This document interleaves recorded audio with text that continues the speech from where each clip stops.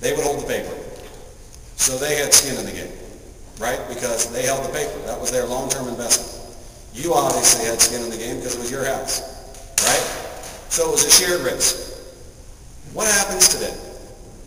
Today, a mortgage broker contacts you, shops around for a loan.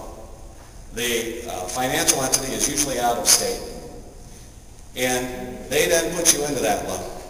Once the loan is closed, it's almost immediately sold on a secondary market.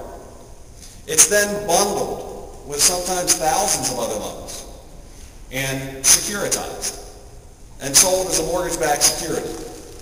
The risk then being assumed by the people purchasing the mortgage-backed securities. Maybe it's a pension fund, maybe it's an international investment, but the risk is no longer with the person closing the loan. Well, if the risk isn't with the person closing the loan, then what type of behavior does that incentivize? Well, let me tell you what it incentivizes. They close as many loans as they possibly can, which means people qualify for loans that could never afford it, and they're putting zero money down.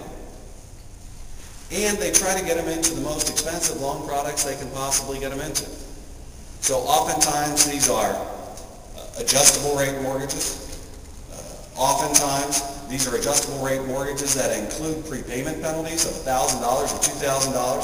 So even if you can't afford that rate and you want to get out of it and you want to refinance, you can't because you've got to pay a prepayment penalty.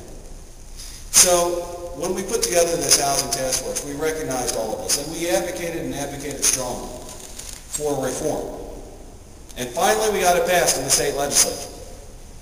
But the problem is that the vast majority of financial institutions that deal with mortgages in the United States are federally regulated, not state regulated. And Congress was tone deaf. They weren't listening. It's no coincidence that through the first 6 years of the Bush presidency, the biggest campaign contributor to the House Republican caucus was the Mortgage Bankers Association. There's a reason for that.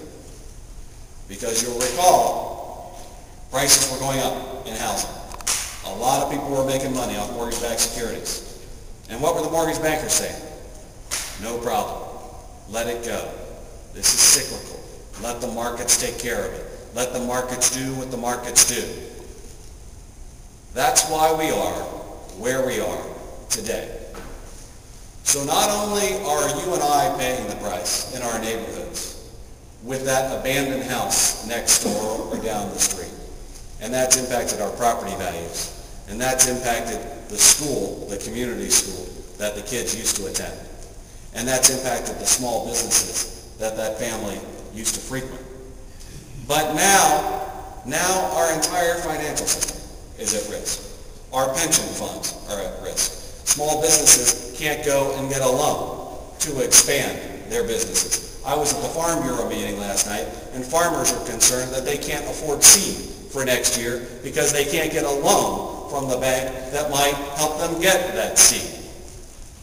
This has huge ramifications. So I'm running for Congress because I think we need a congressman who understands the issues impacting Cincinnati, who understands the issues impacting our community, and is willing to do something about it and lead. I have shown that type of leadership repeatedly in the state legislature. And as I often say in my ads, I don't believe the congressman is a bad guy. I just think he's been in Washington too long. And I think 14 years is long enough. So I'm running for Congress. I'm Steve Driehaus. I'm a Democrat, and I would appreciate your vote. And I assume that we are taking questions after the end, right, Bill? Right. All right. Thank you very much.